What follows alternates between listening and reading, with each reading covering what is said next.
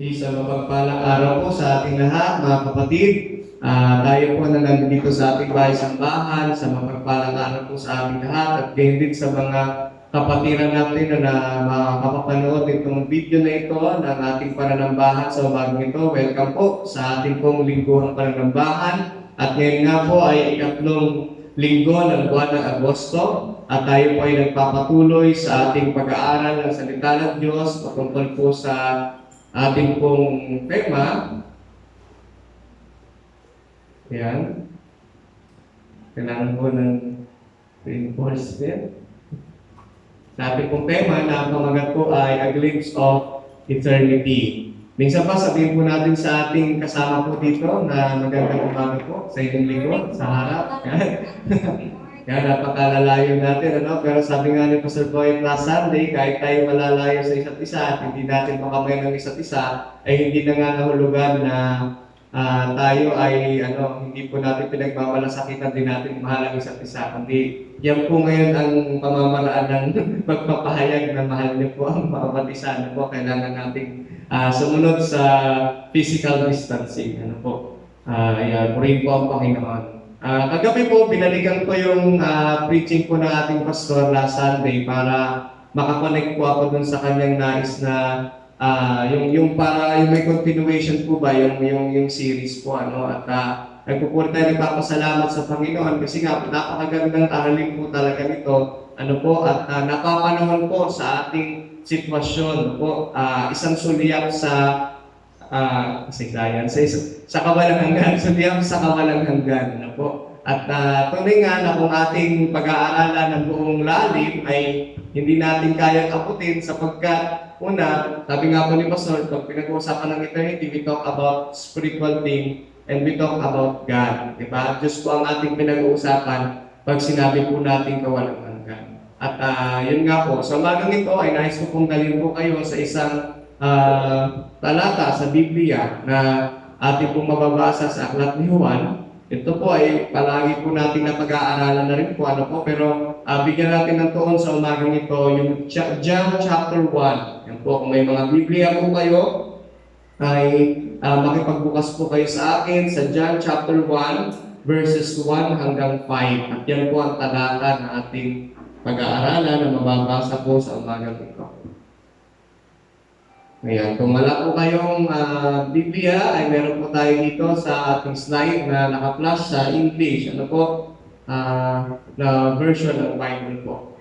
So, ayan, basahin po natin ang sabay-sabay ang salita ng Panginoon. Ready? 1, 2, 3. In the beginning was the Word, and the Word was with God, and the Word was God. Verse 2, He was with God in the beginning. Verse 3 and 4, through Him all things were made.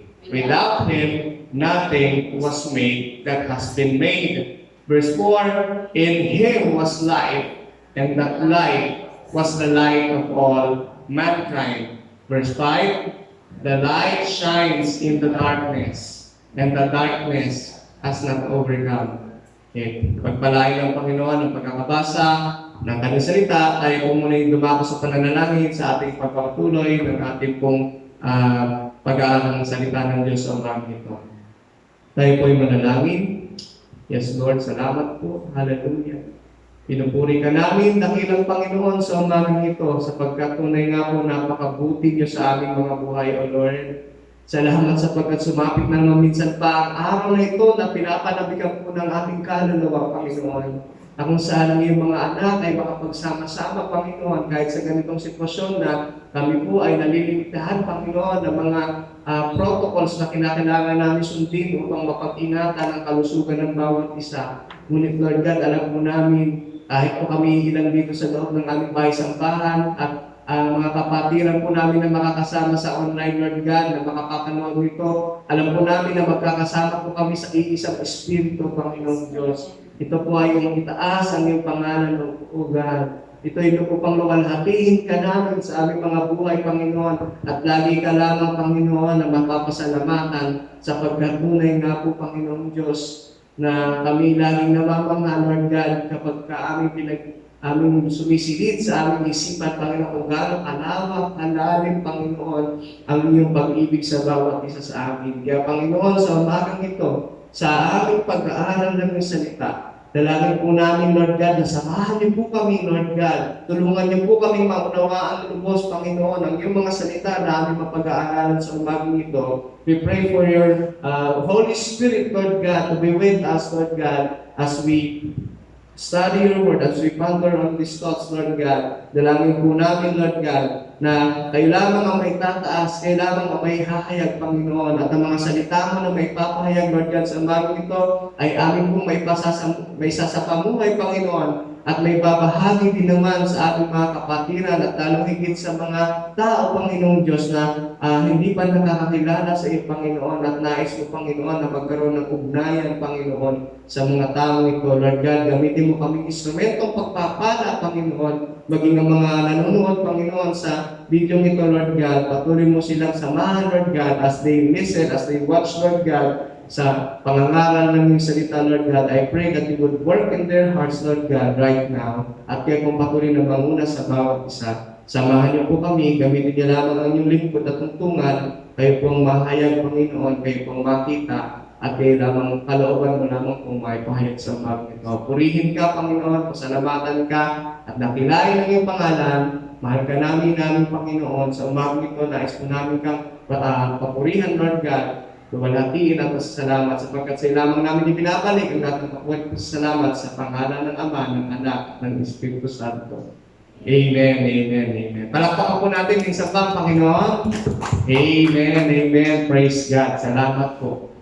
Ayan. At sa umaga nga pong ito, ay patuloy po ang ating pag-aaral ng salita ng Diyos at ang ating pong pamagat sa umaga ng pag-aaral natin ito ay Destined for Eternity. Yan, Destined for Eternity. At tuloy-tuloy nga po tayo sa ating pag-aaral ng series ng sermon na patungkol sa kawalang hanggan. Ano po?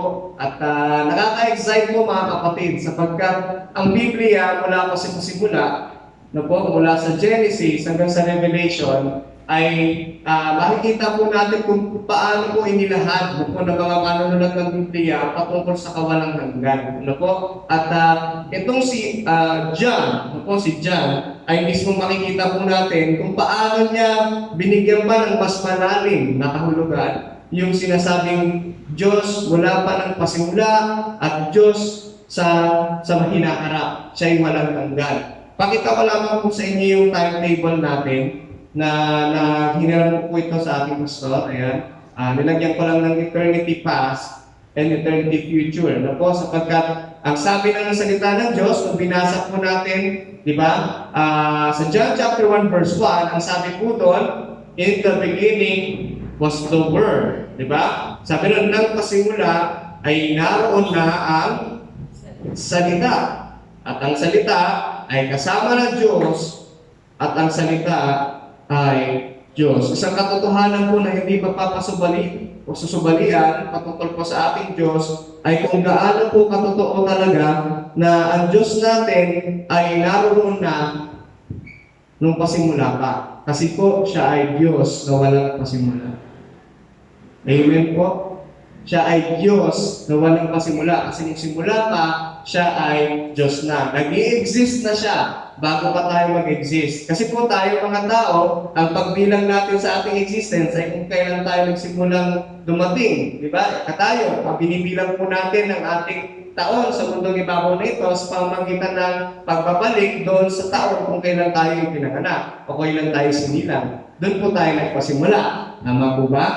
So, ayun. Amen po. So, ang Diyos, wala po siyang ganoon sapagkat simula pa ay naroon na siya. Amen po. Kaya kung makikita natin sa diagram, siya po ang Diyos mula pa noon, siya din ang Diyos na mananatili magpakailanman. At ang pinakamaganda pong bahagi nito ay nung nilalang niya tayo. Amen po. Mula pa nung pasimula, malaking plano na po ng Diyos ang tayo ay kanyang makasama sa kanyang piling. Kahit na tayo ay nagkaroon ng sinasabi natin na nakorap tayo ng kasalanan bilang mga tao sapagkat pumasok ang kasalanan, yun nga yung sabi ni Pastor last preaching niya, ay when humanity becomes sensual, diba? Nung ang tao ay tumingin sa material ng mga bagay, ay ano po, ang nangyari, ay natuon ang ating mga bagay dito sa mga bagay na nakikita sa mundong ito, hindi na natumingin sa Diyos. Samantalang ang original na design natin ay talagang dapat ay kasama ang Diyos. Pero purihin ng Panginoon sa lahat ng iyon, gumawa ang Diyos ng pamamaraan upang tayo ay abutin. Imagine lamang po natin, no? Imagine po natin kung ano pong itsura ng daigdig na ito nung hindi pa nililikha, nung wala pang paglikha sa Genesis chapter 1. Pagka pumikit po kayo, ayan, di ba? Pag pumikit po kayo, ano pong nakikita nyo? Wala, di ba? Wala talaga, di ba? As in talagang zero. Andis na medyo kukurap-kurap yung isa yung mata habang nakapikit. May makikita kayong liwanag, di ba? Pero pag nakapikit talaga kayo, o kayo kung nakakapanood ng video na ito, tignan nyo rin po, pag pumikit po kayo, wag lang po kayo magtulog. Ano po? Pikit lang. So pag pikit nyo, wala po kayong makikita, di ba? Hindi talagang kadiliman. Ganoon po ang ating daigdig, no po? As in wala talaga po, no? Ang Diyos lamang, no? Siya lamang. Ngayon, ang kabutihan ng Panginoon sa atin, imagine niyo po, no? Mula sa kanyang pananalita, no? Binigan niya na magkaroon ng ano po, stars, planets. Isipin niyo po sa isang salita lang ng Panginoon, nagkaroon ng mga planeta, nagkaroon ng yung galaxy, di ba? Makikita po natin kung pinag-aaralan natin sa science, di ba? Yung ano po yung makikita natin sa universe, di ba? Yan po ay nalikha sa isang salita lamang ng Panginoon, di ba? Yung mga bagay na yan. Tapos sa kanyang salita din, binika niya na nagkaroon ng tubig, ng lupa, ng mga halaman, di ba? Tignan niyo po kung gaano kadetalyado yung pagkakalalan ng Panginoon sa kanyang creation o sa kanyang nilikha. Hindi na po natin isa-isahin yan kasi nasa Book of Genesis naman po yan. At alam natin ang detalye kung paano ginawa ng Panginoon ng lahat ng yan. Pero sa lahat ng ito, ang pinagtuunan niya po ng kanyang pansin ay yung kanyang nilikhang tao. Po. Dahil alam natin, sa lahat ng kanyang nilalang, lahat ng nilalang ng Panginoon, winika niya, pero itong tao, hindi po niya basta winika lang, kundi mula sa kanyang hininga. Diba? Out of his breath, hininga ng Panginoon at nagkaroon ng buhay ang tao. Tayo po yun. At tayong mga tao ay nilikhang espesyal ng Panginoon sa kanyang paningin. Ano po? At pagka tinignan po natin yan, ay tunay na mamamangha po kayo. Walang salitang mailalapat. Ano po? Kundi, Panginoon, tunay nga pong kamangha-mangha ka. Ano po? At tunay na nung nilikha tayo ng Panginoon, nagsimula tayo, ay tinalaga na po tayo para sa kawalang hanggan. Nakuha po natin. So, ayan. Sa mga pong ito, ay nawa ay pag-aaralan natin, Destined for Eternity. Tignan po natin kung paano mo binanghay-panghay ni John, yung Book of John, sa chapter 1 pa lamang, upang ipakilala ang ating Diyos na naroon na nung pasimula pa. Actually, mas na-appreciate ko po itong talata na ito nung aming pinag-aralan sa Grego. Ano po, sapagkat ito po yung original na audience ni John sa kanyang panulat, yung mga Grego. Ang nakakamangha po, dahil ang mga Greeks, alam po natin, marami silang mythological gods, marami silang mga Diyos na kinikilala. At ang ganda po ng pagkakapresent ni John, sapagkat ipinakilala niya, oo, yan, naniniwala kayo sa mga Diyos niya yan, may Diyos ng pag-ibig, Diyos ng kagandahan, Diyos ng kung ano-ano pa. Pero ito ang pinakatunay na Diyos. No, na sinabi niya sa John chapter 1, ang tunay na Diyos nagsimula pa nung pasimula. Siya ang Diyos ng walang pasimula, sapagkat naroon na siya noong una pa lang. Amen po? Yan ang kamangha-mangha sa Panginoon. At kung titignan din po natin sa Grego yan, talagang yun nga, sa totoo lang, verse 1 pa lang ng John chapter 1, hindi mo na talagang yung pinaka-detail niya, talagang mamamangha po kayo. Ano po?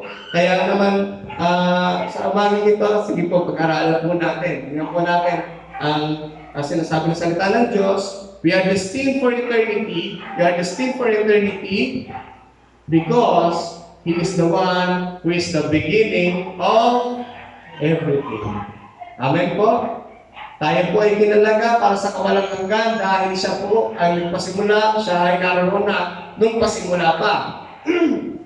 Tignan po natin ang paralelism ng salita ng Diyos. Ito po, sa Genesis chapter 1 at sa John chapter 1 verse 1. Magkaiba po ng panahon na sinulat yan, ano po? At ang sumulat ng Genesis ay si Moises. Sabi niyan, in the beginning, God created the heavens and the earth. Nung pasimula pa, nilikha ng Diyos ang langit at ang lupa in the beginning. Doon po tayo nagkaroon ng pasimula ng pagbibilang in the beginning.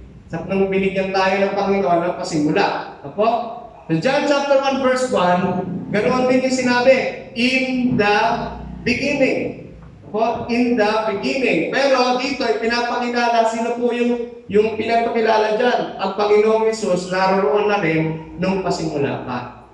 Amen po? Kasama na niya naghahari, eternally existing, pinag-aralan din po natin yan sa ating series na The Trinity. Ito, in the beginning was the Word, and the Word was with God, and the Word was God. Pero ito pong ating Diyos na nasa langit, kasama ng Diyos, po, ay mismong Diyos, ay the mighty Creator became part of the creation, limited by time and space, and susceptible to aging, sickness, and death.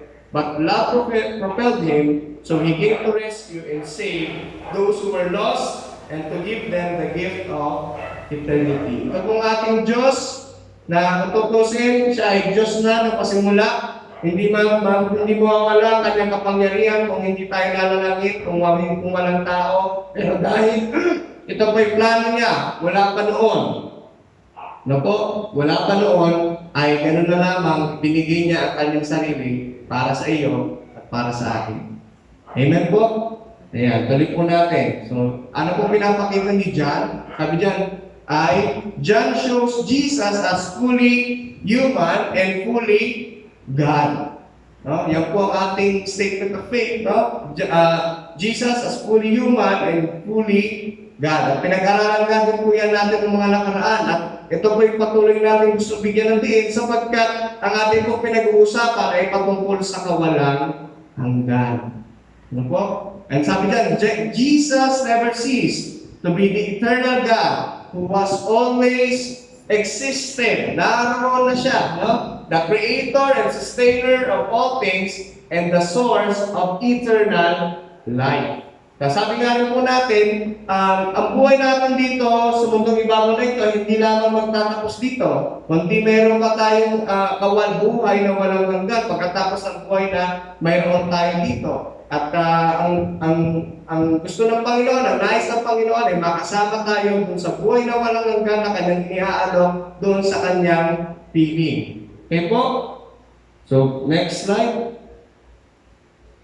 Ayun nga, binasa kanina, the mighty Creator became part of the creation, limited by time and space, and susceptible to aging, sickness, and death.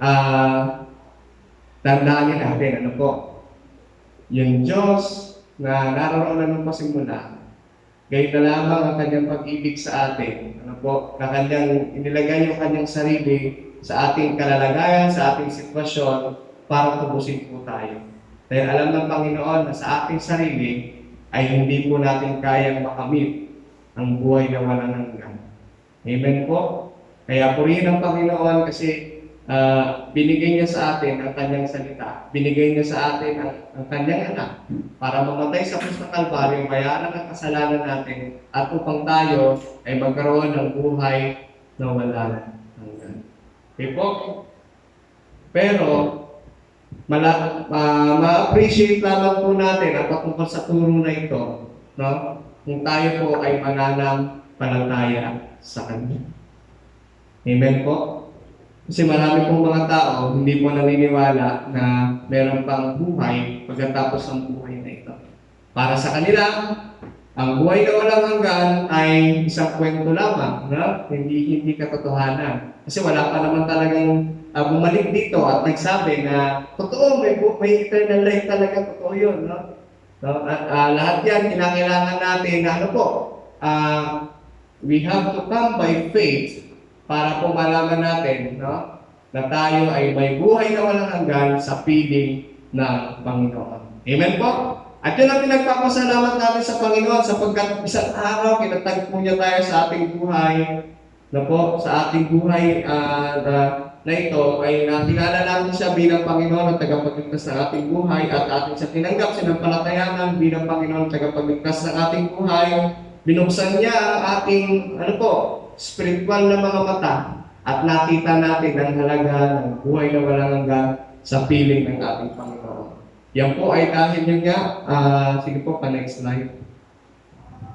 A person becomes carnal, sinabi po na po sa natin last Sunday, when we start to live as a sensual being. Kasi po, pag ang tao, nung wala pa tayo sa Panginoon, ganun po yung ating, yung ating pagtanaw sa buhay na ito. Masyadong nakikita natin kung ano lamang yung mga bagay na dito sa liputan ito na hindi natin nakikita, kung ano po talaga ang buhay na nasa Panginoon. Sapagkat tayo hiwalay pa sa Panginoon. Pero nakakilala tayo sa Panginoon, we start to live by faith. Sa pamamagitan ng pananampalataya. So yun po, isang bagay na maunawaan po natin na po we are destined to eternity because He is the one who is the beginning of everything. Kaya pasimula pa lamang, naroon na siya. At dahil naroon na siya ng pasimula, yung plano niya po sa buhay natin. Kung minsan nandun tayo sa pagtatanong ng Panginoon, bakit po, di ba? Dami natin ang tanong sa ating buhay, pero sa totoo lang, kung makita natin yung lawak nito, nung sinasabi ng salita ng Diyos sa Book of John, nang pasimula ay naroon ng salita, ang salita ay kasama ng Diyos, at ang salita ay Diyos. Verse 2, sa pasimula ay kasama na ng Diyos ang salita. Ano po ang ating dito? Dapat tayo mamangha. Di po ba? Kamangha-mangha ang Panginoon sapagkat gano'n po ba ang maliit sa paningin niyo sa lahat ng mga nilalang ninyo? Nakita mo ako. Amen po? At gayon na lamang ang kanyang pag-ibig sa atin. We are destined for eternity because He is the one who is the beginning of everything. Sa pasimula pa, nakalaan na yung kanyang pag-ibig sa iyo at sa akin. At ang buhay na walang hanggan sa kanyang piling. Po? Pangalawang bagay na makikita po natin, we are destined for eternity because without Him, we are nothing. Do you agree with that? Tayo na po ay nakatagalaga sa walang hanggan sapagkat kung wala ang ating Panginoon, wala tayong magagawa. Verse 3, basahin po natin. Nilikha ang lahat ng bagay sa pamamagitan niya at walang anumang nalikha ng hindi sa pamamagitan niya. Again, kanino daw po nalikha ang lahat ng bagay? Sino po ang pasimula? Ang ating Panginoong Jesucristo. Ang ating Diyos na nagmamahal sa atin. Verse 16, lang po natin. For in Him all things were created, things in heaven and on earth, visible and invisible, whether thrones or powers or rulers or authorities, all things have been created through Him and for Him. Hello po? Amen? Makikita po natin dyan, lahat na po walang nalikha sa mundong ibabaw na ito na hindi para sa Kanya. Dapat po ang lahat ng nilalang ng Panginoon, nakikita man o hindi nakikita, sabi niya, whether by thrones or powers or rulers or authorities, lahat yan ay nilikhang para sa Kanya. Kaya when we start and try to live our lives na sa pamamagitan ng ating sariling lakas, pamamagitan ng ating sariling kakayanan, hindi tayo nananangat sa kapangyarihan, kalooban ng Panginoon, ang nangyayari po sa atin, we become ruined. No? Nawawala po tayo sa kalooban ng Panginoon. Kasi po, siya ang lumikha sa atin, siya ang designer natin, siya ang author ng ating buhay. Kaya naman kapag tayo nawawalay sa Kanya, nakikita po natin, magtataka ka na lang, nasaan na nga ba ako? Diba? Nawawala tayo doon. Ano po? At sa sarili natin, pag-realize po natin, yan, no? Kung gaano kahalaga na tayo nakakabit sa salita ng Diyos. Parang sa isang gamit lamang po yan eh. Diba? Ang isang gamit, ang nakakaalam lamang ng gamit kung paano gamitin talaga ay kung sino yung lumikha ng gamit. Tama po? Kaya hindi ng buhay ng tao. Dahil ang Diyos ang nagbigay sa atin ng buhay, ano po, sa Diyos lamang din natin mahanap kung paano natin dapat na gamitin ang buhay natin sa mundong ibabaw na ito. Isa pang reference na text na mababasa po natin ay sa aklat ng Psalms, chapter 33, verse 9. For He spoke, and it came to be. He commanded, and it stood firm. Sa pamagitan lamang ng kanyang salita, ay nalikha ang lahat ng bagay. Nung ginagawa ko ang sermon na ito, nananalangin po ako kung paano ko i-deliver sapagkat kahit po ako hindi ko po alam kung paano ko sa sisimulan. Kasi nakaka-amaze po talaga yung paglikha ng Panginoon sa atin at yung kanyang plano sa atin. Ano po? Yung kahit na sikapin mong abutin ng iyong isip ay makikita mo ikaw ay tao at siya ay Diyos. Tayo, limitado lamang ang ating kaisipan, pero ang ating Diyos hindi mo malilimitahan sa kanyang kapangyarihan. Po. Kaya naman, ang sinabi ni John sa chapter 1 verse 3, balikan po natin, through Him, all things were made. Pamagitan niya lamang nalikha ang lahat ng mga bagay. Without Him, nothing was made that has been made. Alam niyo po ba yung sinabi dyan na was made? Ayan. Yung was made po dyan ay nasa perfect tense sa Greek. Na ang ibig sabihin po ay completed act. Sabihin, kompleto na, natapos na. Meaning, creation is not a process. It is a finished product. Ibig sabihin po, tapos nang ginawa ng Panginoon ang lahat ng kanyang nilalang. Pero hindi po ito nangangahulugan na tapos na po ang Diyos sa ating buhay. Kasi ang sabi po ng talata sa John chapter 5 verse 17, but Jesus answered them, my Father is working until now, and I am working. The Lord is continuously working in our lives. Sa buhay niyo, sa buhay ko po, hindi pa po tapos ang Diyos sa atin. Pero ang sinasabi po dito, kung ano man ang kinalang o nilikha ng Panginoon, ay finished product na po yan. Kasi ang sinabi nga po doon ay was made. Kanyang nilikha. At bilang kanyang mga nilikha, ay dapat po tayo na kung ano po ang pagkakadisenyo ng Diyos sa kanyang nilikha ay dapat po nating sundin. Ano po? Kasi alam natin sa panahon po natin ngayon, ang makikita po natin yung ng postmodernism. Kasi postmodernism, kung ano yung sa palagay kong tama, ito na yun. Di ba? Kung ano sa palagay ko na maganda, ito na yon. Kahit sa paningin sa salita ng Diyos, hindi naman sinasabi ng salita ng Diyos, pero dahil ito ang gusto ko, ito ang gagawin ko. Whenever na ganun po ang ating nagiging direksyon, balik po tayo sa sinasabi ng salita ng Diyos. Through Him, all things were made. Sabihin po natin, I am nothing without God. Amen? I am nothing without God. Ako po, hindi ko din alam kung ano po ako ngayon kung wala ang Diyos. Kung hindi ko po nakita ang katotohanan ng kanyang salita. Kung hindi ko po nakita na ako'y nilikha at itinalaga para sa kawalang hanggan. Para ganapin ang kalooban ng Diyos sa mundong ibabaw na ito. Purihin ang Panginoon sapagkat isang araw pinatagpo niya tayo.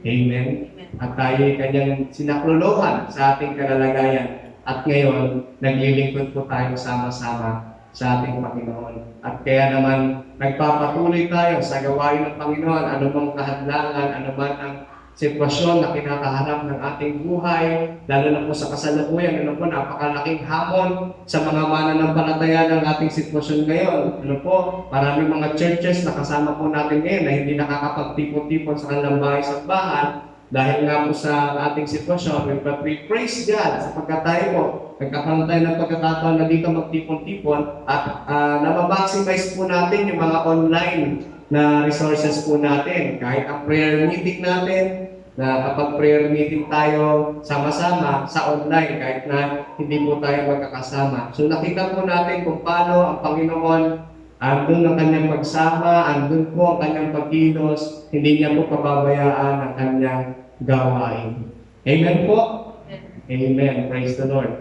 So, tuloy po tayo. So, yung pangalawang bagay po yun, we are destined for eternity because without Him, we are nothing. Tunay nga po, we are nothing without Him because He is the one who made us and perfected us, continuously perfecting us for eternity. Sabi nga po natin, ang ating buhay sa mundong ibabaw na ito, practice lang. Di ba? Practice lang po itong ginagawa natin ito dahil ang presentation, ang grandest stage ay doon sa piling ng ating Panginoon. Tuloy po tayo sa pag-aaral po natin ng salita ng Diyos. So una po, we are destined for eternity because He's the one who started everything. No?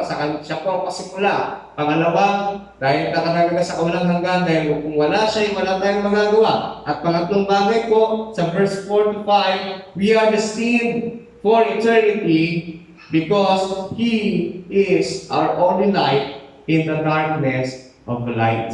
Kayo po ba'y sumasang-ayon dito? Ako? Siya lang ang ating liwanag na magbibigay liwanag sa ating buhay. Ibig sabihin po, sa buhay natin ito, mayroong kadiliman. Diba? May kadiliman, pero si Kristo ang ating liwanag. Basahin po natin sa verses 4 to 5. Babasahin ko po sa wikang Tagalog. Ang sabi, nasa Kanya ang buhay, at ang buhay ay siyang ilaw ng sangkatauhan. Verse 5, nagliliwanag sa kadiliman ng ilaw at hindi ito nagapi kailanman ng kadiliman. In Him was light, and that light was the light of all mankind. The light shines in the darkness, and the darkness has not overcome it.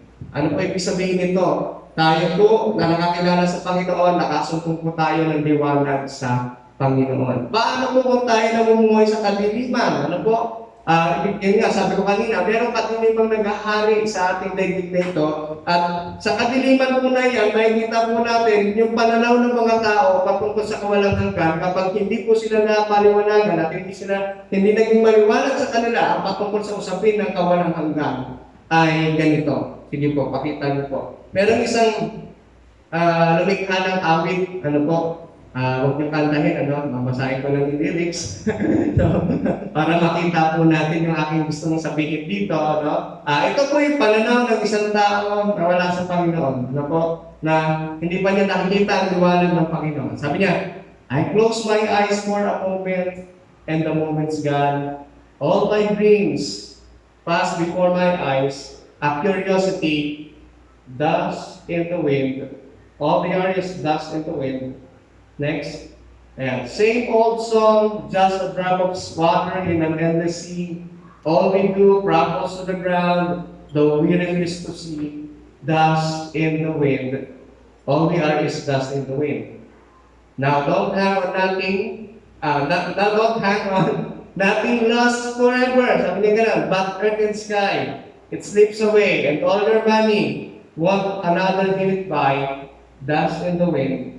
All we are is dust in the wind. Para po sa perspektibo ng isang tao hindi pa nakilala sa Panginoon, hindi pa niya nakita ang liwanag ng ating Panginoong Jesucristo. Para sa Kanya, ang buhay nito ay magwawakas sa pagiging po natin. Para lang tayong alikabok na tinatangay ng hangin. Ang buhay daw na ito, ay parang kagaya lamang ng isang alikabok na tinatangay ng hangin. Nakuha po natin, kapag wala po tayo sa Panginoon, ang magiging pananaw po natin ay ganito.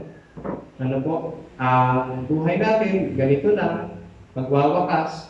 Kaya dapat gawin mo na ang lahat ng bagay na kinakailangan mong gawin. Dapat magpakasaya ka na. Yung sa mga kabataan, yung tinatawag na YOLO. You only live once. Pero hindi po di ba? Totoong, ang buhay natin ay isa lamang. Pero ayun nga po, dapat ang buhay natin sa mundong ibabaw nito ay ginagawa po natin upang ihanda tayo para sa kawalang hanggan. Amen po? Itong buhay na ito ay ginagawa natin sa kawalang hanggan. Isipin niyo, sinabi niyo dyan, nothing lasts forever, but earth and sky, it slips away, all your money, one another living by.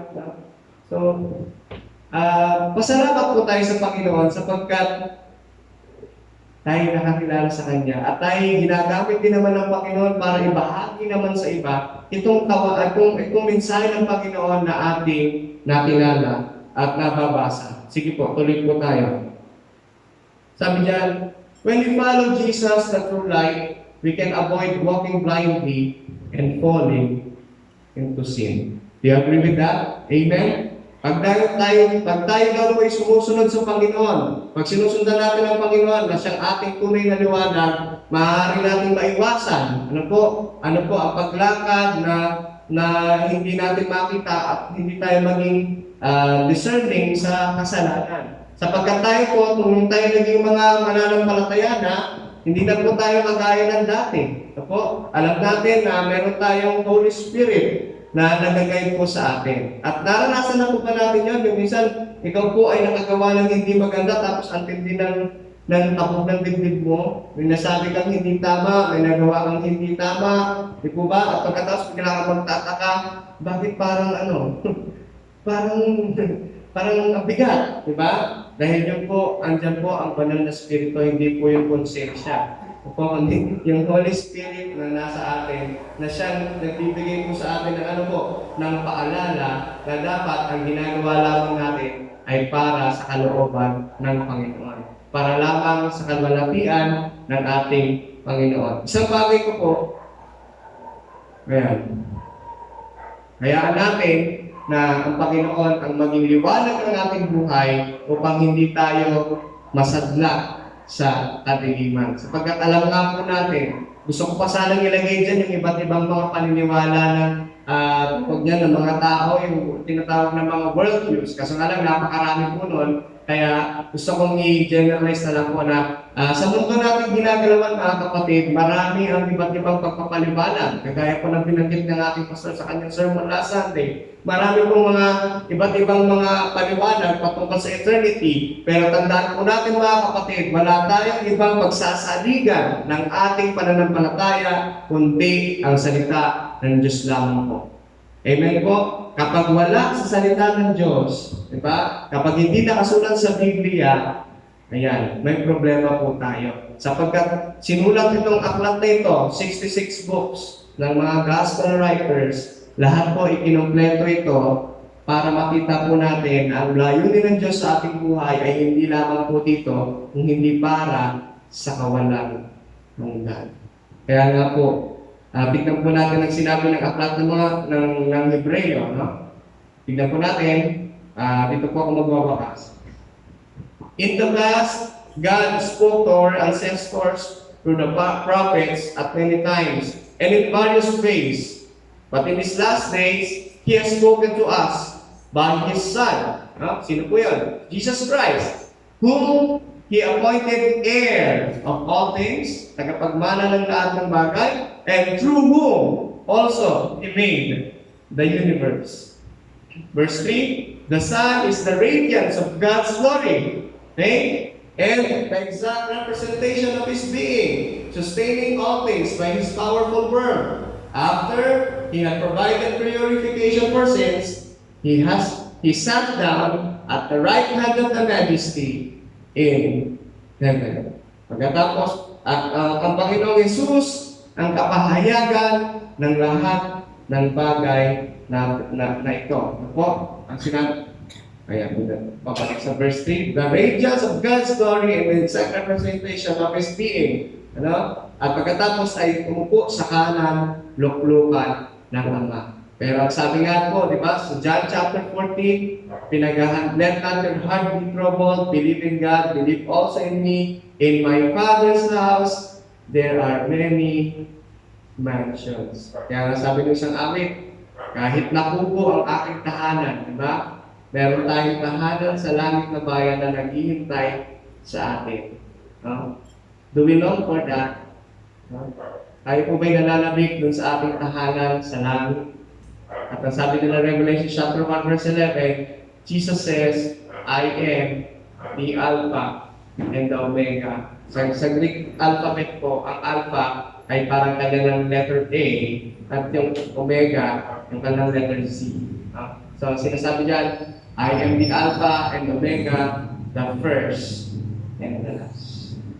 Kanina pa po tayo magtitiwala. Kanina tayo dapat magsalig ng ating pananampalataya. Alam po natin, ang sitwasyon ay magulo.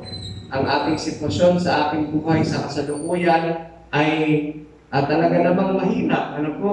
Marami tayong mga pagtatanong sa ating Diyos. Pero kapag laliman pa po natin ang ating pag-aaral, pag makita po natin yung sinasabi ng aklat ni Juan, na sinasabi niya, anak, ano ang kinababalisa mo? Ngayon nung pasimula, nariyan na ako. Nung pasimula pa lamang, inibig na kita.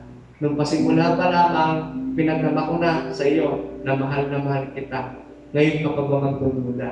Ngayon ka pa ba magkakaroon ng alinlangan na magtiwala sa akin? Sabi nga po ng ating pastor sa ating pagtatapos, ay our highest destiny is to go to God. Is to go to God. That's the highest destiny of man. Sa umaga pong ito, ating pong siyasatin ang ating puso sa Panginoon at lalo natin idalangin, lalo na po sa panahon ito na ilapit ang puso natin sa Panginoon. You see, napakarami po nating kaabalahanan sa buhay. Napakarami nating stressors, kabila. Napakarami, parang may mga araw na dumarating sa buhay natin na, Lord, hindi ko na po kaya. No? Hindi ko na alam kung saan ang puhugat ng lakas. And then mapapasa mo yung kanyang salita na sinasabi, hindi kita iiwan, hindi kita papabayaan. Sasamahan kita saan ka man umaroon. Ano mong sitwasyon nating buhay? Let us continue to look unto Jesus, the author and finisher of our faith. Kayo po'y magalaw. Yes, O Lord. Salamat po. Panginoong Diyos, sa umaga pong ito, kami po'y nagpapasalamat sa iyong kabutihan sa aming mga buhay. Salamat po, Panginoon, sapagkat kayo po ang aming kasama anuman ang aming sitwasyon o kalalagayan sa aming buhay, Lord God. Kami man po ay magkaroon ng karamdaman, makasakitan, Panginoon. Kami man po ay mapunta sa kasalatan, Panginoong Diyos. Ikaw po ang nagpupunong ng aming mga pangailangan, Panginoon. Sa panahon na kami gulong-gulo at di po namin alam ang aming gagawin, kailangan po namin ng wisdom sa aming mga pagpapasyang gagawin. Lord God, kayo po ang nagbibigay sa amin ng karunungan upang maging maayos po ang lahat ng mga bagay na aming pagpapasya. Sa panahon, Panginoon, ng kabagabagan, sa panahon ng kagulumihanan, kayo po ang aming kapayapaan, Panginoon. Kagaya ng aming ginawin, tunay nga po, Panginoon, na kay buti-buti po, Panginoon. At tunay, Lord God, na ikaw lamang ang dapat aming pasalamatan. O Diyos, sa umaga po ito, nais ka namin pasalamatan sapagkat ang lahat ng inipinlala mo na, mula pa ng pasimula, Panginoon, nanalangin mo ang mundong ibabaw na ito, Lord God. Nasa puso mo na po, Panginoon, kami, Lord God. Na tunay na salamat sa Panginoong Jesus na siya nagbigay sa amin ng buhay na walang hanggan, Panginoon. At hanggang ngayon ay patuloy kong iniaalap, Panginoon, sa sino man na mananalig, sino man lalapit, sino man magsisisi ng kasalanan at tunay na tatalikuran ng kanyang kasalanan at susunod tatanggapin ka, sasampalatayanan ka bilang kanyang Panginoon at tagapagligtas ng kanyang buhay, Lord God, ay tunay na hindi na mapapahamak. Bagkus ay magkakaroon ng buhay na walang hanggan, isang makapulungang buhay, isang masayang buhay, isang masaganang buhay sa piling mo diyan sa langit na bayan, Panginoon. Tulungan mo lamang kami, Panginoon Diyos, na habang kami ay patuloy na natin sa mundong ibabaw na ito, Lord God, sa aming paghihintay, Panginoon, sa inyo, ay tunay, Lord God, samahan niyo po kami, lalo na sa mga panahon hindi namin kaya, Panginoon, sa mga panahon luha na lamang, O Diyos, ang pumapatak sa aming mga mata, at hindi na kaya sabihin na aming mga labi, ang aming mga higpin na lamang, Panginoon, ang hindi narinig, Panginoon. Samahan niyo po kami, Lord God. Strengthen our faith, Lord Jesus. Patatagin niyo po ang aming pananampalataya at mas lalo pang palirigin ang aming pananampalataya sa inyo, Panginoon. At ngayon sa gayon ay patuloy kang magliwanag sa aming mga buhay. Kagaya po ng sinabi po sa aming na pag-aralan, ikaw po ang siyang liwanag na siyang nagbibigay liwanag at hindi kailanman magagampi ng kadiliman ang liwanag na ito na binigay mo sa aming buhay sapagkat ikaw ang aming liwanag, ikaw ang aming buhay, o aming Panginoong Yesus. Kaya Lord God, sa umagang ito, dalangin ko po sa bawat isa sa amin na narito at kahit sa mga kapatid namin na nanonood ng live, ng video na ito, Panginoon, ng aming pananampahan. I pray, Lord God, na samahan niyo po sila. Samahan niyo po ang bawat isa sa amin, Lord God. At tunay, Lord God, na ikaw lamang ang maitala sa buhay namin, ikaw lamang ang maitala, Panginoon, sa araw-araw, Panginoon, ay aming sapitin, Panginoon. Salamat po dahil kay buti-buti mo, Panginoon. Dahil hindi mo kami iniwan, hindi mo kami pinababayaan. At tunay, Lord God, na lagi namin harangasan, ang lawak, ang sukat ng iyong pag-ibig, Panginoon, sa amin, Lord God. Tunay, Panginoon, na mahal mo po kami. At pinahayag mo po yan, Panginoon, at patuloy na pinapahayag araw-araw ng aming mga buhay. Thank you, Lord Jesus. We continue to pray, Lord God, for our situation, Lord God, na kayo po patuloy na mag-intervene, Panginoon, sa aming kalalagayan sa oras na ito. Tunay, Panginoon, na makita po namin lahat ng ito'y ginagawa mo, Panginoon, para sa aming ikabubuti, Panginoong Diyos, sapagkat kami po'y patuloy na nakatingin sa iyo lamang, Panginoon, at mananamig ka. Salamat po, Panginoon. Sasamahan niyo po kami, Panginoong Diyos, sa lahat ng aming gagawin, sapagkat kagaya po ng aming napag-aralan sa umagang ito, without you, we are nothing, Lord. Kung wala ka, wala rin po kami, Panginoon. Hindi po namin alam ang kabuluhan ng buhay kung hindi po namin kayo nakilala, Panginoon. Salamat po. Salamat po sa pag-ibig mo. Salamat po sa katakilaan mo sa aking buhay. Minsan pa'y binabalik namin ang lahat ng papuri at pasasalamat.